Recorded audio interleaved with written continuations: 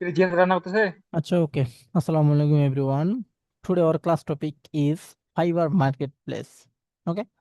So আজকে আমরা fibre market place নিয়ে পরিচয় হব। আজকে কোনো ধরনের কোনো অ্যাকাউন্ট ক্রিয়েট করব না, কোনো ধরনের কোনো গিগ পাবলিশ করব না। জাস্ট শুধু 10 থেকে 15 মিনিট ধরে আমরা মার্কেট প্লেসটা সম্পর্কে একটু পরিচিত হব। ঠিক আছে। সো ফার্স্ট অফ অল আমরা চলে যাব fiverr.com,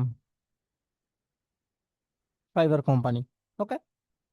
তো এটা হচ্ছে আমাদের মার্কেট প্লেস, তাই না? আচ্ছা, এখন আমি আসি যে অ্যাকচুয়ালি একটা মার্কেট প্লেস বা একটা বাজারে কি কি থাকে। Okay. So just a minute. Okay. First of all, একটা বাজার বা যেটি আর, ওকে, বাজারে কিছু নিয়ম আছে, তাই না? Rule, first of all. আচ্ছা, রুলটা বাদ দিই, বাজারটা কোথায় অবস্থিত সেটা আগে দেখতে হবে। বাজারটা কোথায় অবস্থিত, লোকেশন, লোকেটিওন, লোকেশন। বাজারে অনেকগুলো দোকান আছে, তাই না? Mini mini shop. ওকে। তারপর বাজারে কিছু রুল আছে, রুল। বাজারে কিছু আইন শৃঙ্খলা আছে, ল। ওকে। তো আজকে আমরা একটা বাজার সম্পর্কে জানবো, যে বাজারটার নাম হচ্ছে এজ এ কি, ফাইবার.com, তাই না? ফাইবার.com। ওকে। সো আমি জাস্ট এটা একটু আমরা গ্রিন কালার করে দিই, গাঢ় গ্রিনটা করে দিই, তাহলে বেটার লাগবে। ওকে। সো আচ্ছা, এই যে ফাইবার.com, আমাদের যে আমরা যে মার্কেট প্লেসে ঢুকলাম, বলেন তো এই মার্কেট প্লেসটা কি আমাদের দেশের? অবশ্যই কিন্তু এটা আমাদের দেশের মার্কেট প্লেস না, এটা বাহিরের দেশের একটা মার্কেট প্লেস। আচ্ছা, আপনি যখন এই মার্কেট প্লেসে কাজ করবেন বা আপনি যখন একটা বাজারে দোকান দিবেন, সেই বাজারে কিন্তু আপনাকে সিকিউরিটি দিতে হয়। ঠিক আছে না? দোকানের মালিককে আপনাকে সিকিউরিটি দিতে হয় বা মাসে মাসে একটা ভাড়া দেওয়ার লাগে, তাই না? ঠিক তেমনি আপনাকে ওইখানে একটা ভাড়া দেওয়ার লাগবে। বুঝে গেছে? আপনি যদি একটা বাজারের মধ্যে একটা দোকান দিয়ে আপনার প্রোডাক্ট সেলস করেন, সেক্ষেত্রে কিন্তু কে, বাজারের মালিককে অথবা দোকানের মালিককে আপনাকে একটা ভাড়া দেওয়ার লাগে, তাই না? ঠিক তেমনি আপনি যে এখান থেকে একজন ক্লায়েন্ট পাবেন, ক্লায়েন্টের কাজ করে দিবেন, আপনাকে যে ফাইবার মার্কেট প্লেস বা আপওয়ার্ক মার্কেট প্লেস হয় বাট যে মার্কেট প্লেসে হোক না কেন, ওনারা যে আপনাকে একটা ক্লায়েন্ট ধরাই দিবে, সেটার জন্য কি ওনাদের একটা চার্জ আছে। ওকে। সো এখন যদি আমি আসি যে লোকেশনটা কোথায়, অ্যাকচুয়ালি লোকেশনটা অ্যাকচুয়ালি হচ্ছে এটা বাইরের দেশে। ওকে। দেন এখানে কিন্তু আমাদের অনেকগুলো দোকান আছে, অনেকগুলো কি আছে, দোকান আছে। এখন এদের কিছু রুলস আছে। এখন দেখেন, একটা বাইরের দেশের এই যে মার্কেট প্লেস কি কি আপনি বিশ্বাস করবেন? বা আপনার বাসায় যদি একজন আননোন পার্সন আসে, তাহলে আপনি আপনি কি ওনাকে বিশ্বাস করবেন? কখনো কিন্তু বিশ্বাস করবেন না। আগে আপনাকে দেখতে হবে যে এই মানুষটা পজিটিভ নাকি নেগেটিভ, তারপরে কিন্তু আপনি তাকে বিশ্বাস করবেন, রাইট? সো এখন এখান থেকে আগে দেখা যাবে যে আপনি অ্যাকচুয়ালি যে মার্কেট প্লেসটাতে কাজ করবেন, সেই মার্কেট প্লেসে কাজ করে কেউ আদৌ ভালো কিছু করছে কিনা বা করতেছে কিনা, তাহলে কিন্তু আপনি একটা বিশ্বাস পাবেন। ওকে। তাহলে একটা গেল যে মার্কেট প্লেসের লোকেশনটা ভালো, আমরা মার্কেট প্লেস থেকে ভালো কিছু করতে পারি। সো এই যে এখান থেকে মেইনই সব অনেকগুলা দোকান, তাই না? অনেকগুলা দোকান বলতে কি বোঝায়? ধরেন এখান থেকে যদি ভিডিও এডিটিং লিখে সার্চ করি, সো আমি ভিডিও এডিটিং লিখে জাস্ট সার্চ করলাম, ঠিক আছে? সার্চ করার পর দেখেন তো এখান থেকে আমাদের রেজাল্ট আসছে 39,000 রেজাল্ট আসছে, তাই না? তার মানে 39,000 জন এখানে কাজ করে বা সার্ভিস দেয়। তাহলে এখান থেকে অনেকগুলা দোকান আছে, তাহলে এই দোকানগুলোর সাথে আমাকে কন্টেস্ট করে উপরে উঠতে হবে। তাহলে আপনি জাস্ট একটু চিন্তা করেন যে আপনি যখন একটা বাজারে দোকান দিবেন, সেই দোকানটা দেওয়ার পর আপনি কি একদিন বা 2 দিনের মধ্যে কি আপনি একটা ভালো কিছু রেজাল্ট পাবেন? আপনি আমাকে আনমিউট করে বলেন তো, এটা কি আদৌ সম্ভব? না, সম্ভব না, না। কখনোই না। তাহলে আপনাকে 2 থেকে 3 মাস বা 6 মাস দোকানটাতে সময় দেওয়ার লাগবে, তাহলেই মানুষ আপনাকে চিনবে যে এই ব্যক্তিটার কাছে ভালো ভালো সার্ভিস পাওয়া যায় বা ভালো ভালো প্রোডাক্ট পাওয়া যায়, রাইট? তাহলে আপনি জি। যদি 1 মাস বা 2 মাস এই ফাইবারে অ্যাক্টিভ থাকেন বা ফাইবারের গিগটাকে রিসার্চ করেন, মার্কেটিং করেন, করার পর যদি আপনি 1 থেকে 2 মাস করার পর যদি আপনি কোনো অর্ডার না পান, আমার কথা হচ্ছে আপনি হতাশ হয়ে যান কেন, ওয়াই? আমার কথা হচ্ছে এই জায়গায় আপনার জানা আছে যে সাধারণ একটা বাজারে বা একটা বড় বাজারে দোকান দিতে গেলে আমাকে কন্টিনিউ 6টা মাস সেখানে কন্টিনিউ ভাবে থাকতে হবে, দোকানটাকে খুলাইতে পারতে হবে ডেইলি। তাহলে মানুষ আমাকে চিনবে, আমি যে অথেন্টিক একটা প্রোডাক্ট সেলস করি সেটা মানুষ জানবে এবং আমার কাছে আসবে এবং পরিচিত হবে। তাহলে আপনার এখানে পরিচিতই হইল না, আপনি আপনার প্রোডাক্টটা একটা সেলসও করলেন না, আপনার আইডির মধ্যে একটা রিভিউও নাই, তাহলে আপনাকে মানুষ কেমনে কাজ দিবে? হোয়াই? হাউ? কিভাবে কাজ দিবে আপনি আমাকে বলেন। তাহলে এই যে মানুষগুলো আছে এই মানুষগুলোর সাথে আপনাকে কিন্তু কি টক্কর দিতে পারতে হবে, ঠিক আছে? ওনারা যে সার্ভিসটা দেয় ওনার থেকে হাই লেভেলের বা ভালো সার্ভিস আপনাকে দিতে পারতে হবে, তাহলে আপনি একজন ভালো ভিডিও এডিটর বা ভালো একজন ফাইবার সেলার হতে পারবেন। ওকে, কথা ক্লিয়ার? এখন আসি রুল। এদের কিছু রুল আছে, ঠিক আছে? যেমন আমাদের বাজারের মধ্যে যেমন কি রুল আছে যে দোকানের চারপাশে বেশি ভিড় রাখা যাবে না, বা দোকান থেকে যেন কোনো ধরনের কোনো আওয়াজ না আসে বড় সড়ো, সেরকম করা যাবে না। দোকানের সিকিউরিটি সিস্টেম ভালো করে দেওয়া লাগবে, এমন কিছু রুলস আছে, তাই না? ঠিক তেমনি এদের রুলস গুলা কি বলেন তো?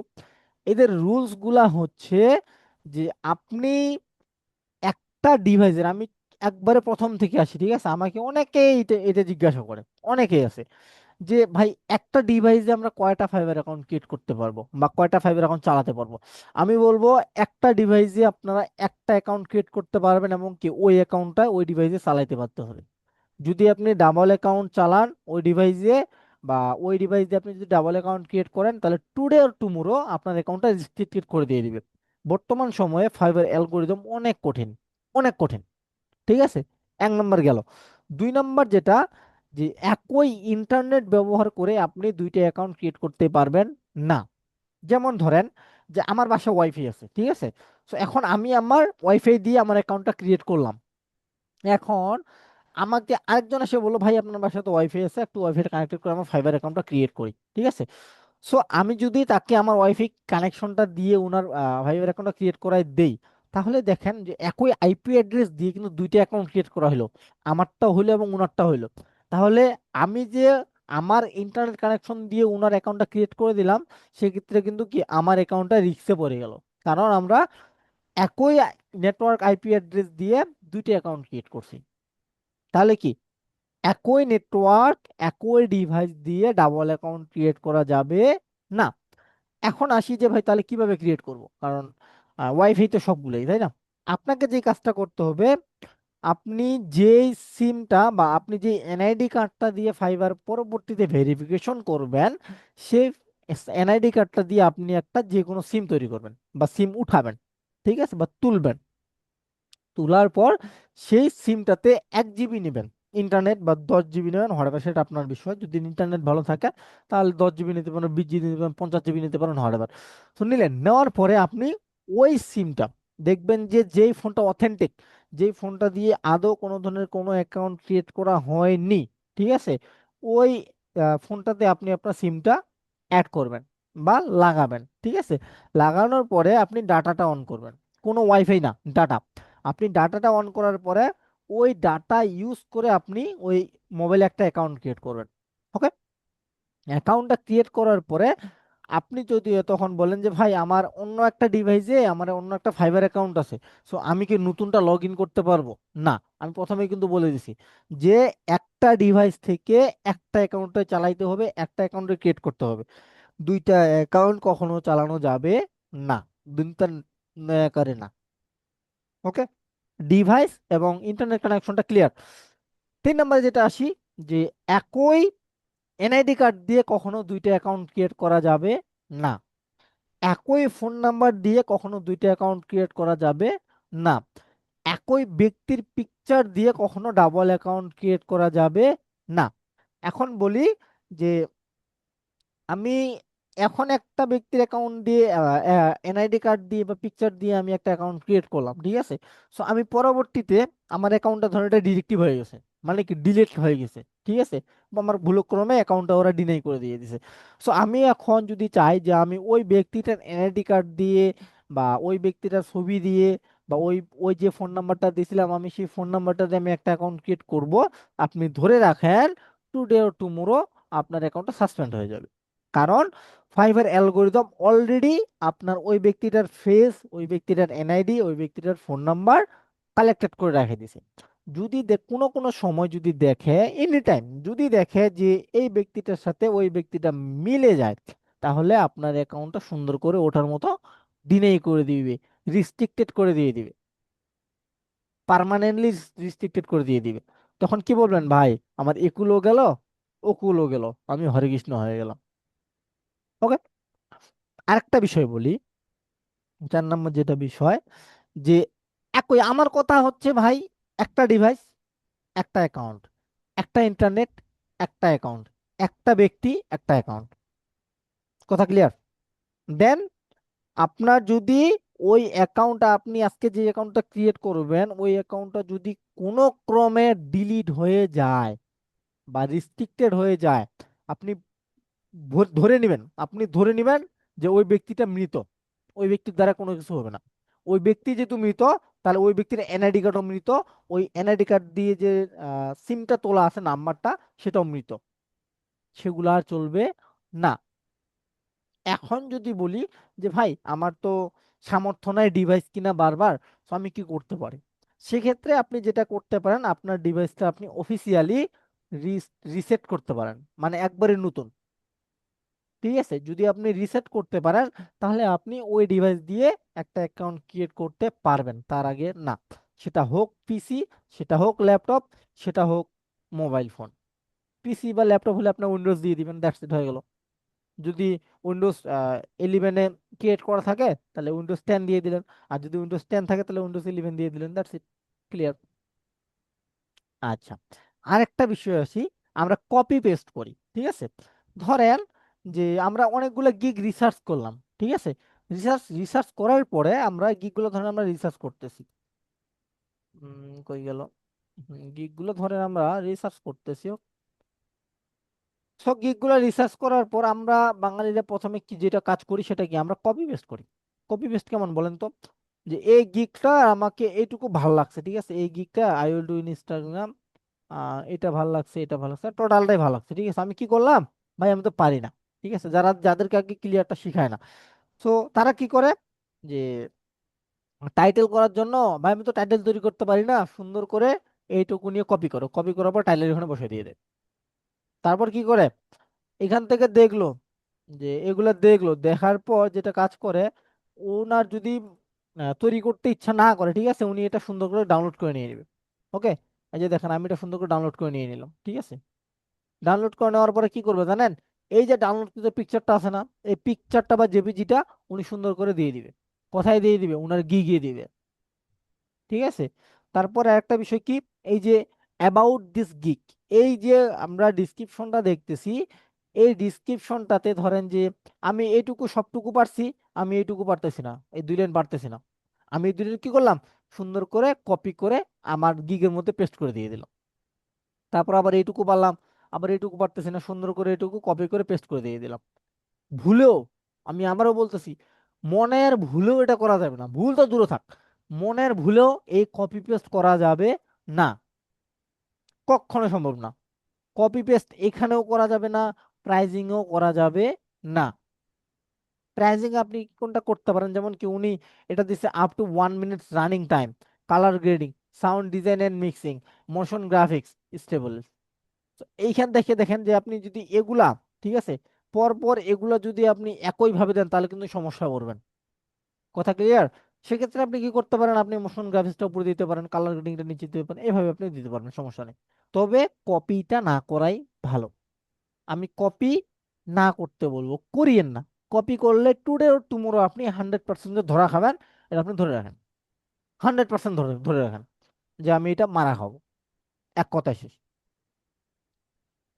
ওকে, সো আমরা নেক্সট ক্লাসে যে বিষয়টা শিখবো যে কিভাবে আমরা একটা ফাইবার গিগ তৈরি করতে পারি, সরি, অ্যাকাউন্ট তৈরি করতে পারি, সেই বিষয়টা সম্পর্কে জানবো। এখন ফাইবার অ্যাকাউন্ট তৈরি করতে গেলে আপনাকে যে কাজটা করা লাগবে সেটা কি কি আমি একটু বলে দিই, হ্যাঁ।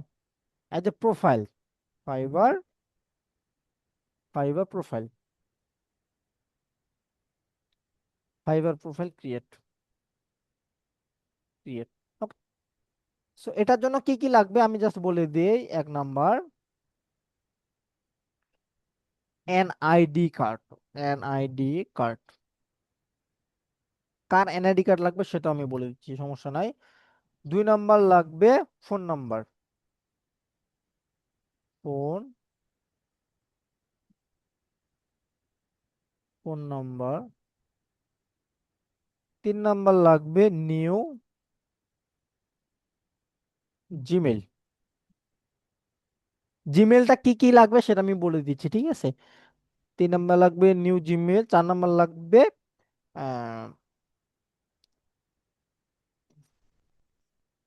স্মাইল ফেস, হাস্য উজ্জ্বল একটা পিকচার লাগবে, ঠিক আছে। আহ এক- হুম, একটা লাগবে অথেন্টিক ডিভাইস,